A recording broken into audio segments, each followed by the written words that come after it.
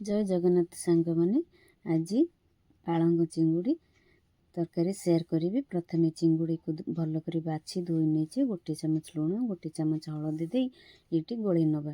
Fry pan बसईदे 2 चामच तेल दे चिंगुड़ी को भल कि भाजी नवा। गोटे कढ़ई नहीं गोटे डालचिन 2टा अलैच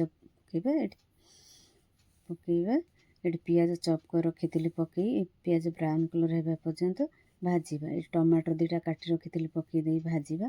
अदा रसुण पेस्ट दबा हलदी पाउडर गोटे चामच लुण गोटे चामच रेड चिली पाउडर गोटे चामच जीरा पाउडर गोटे चामच धनिया पाउडर पकईवा। ये पकईकि भल कि मसला को ये कषिवा। ये मसला कषि हो गला। ये आलू काटिकी रखी ये आलू को पकईवा। ये मसला आलू को ये कषि नवा।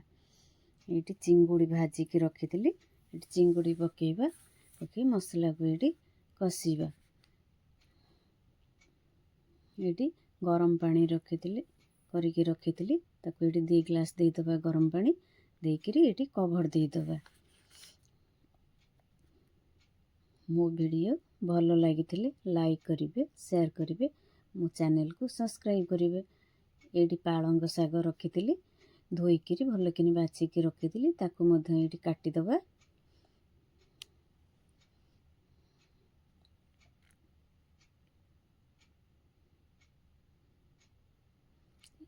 पालंग शाग काटिकी ये तरकारी फुटी आसला आलू भी सीझी आसला।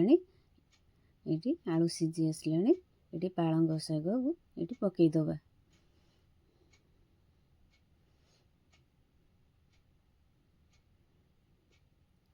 ये पालंग शाग पकई ये कभर देदबा।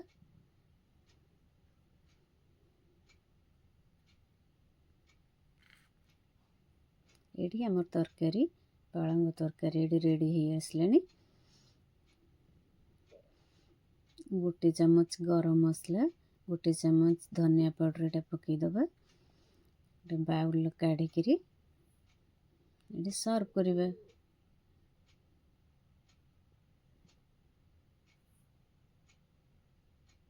ये आमर पालंग चिंगुड़ी रेडी हो गला।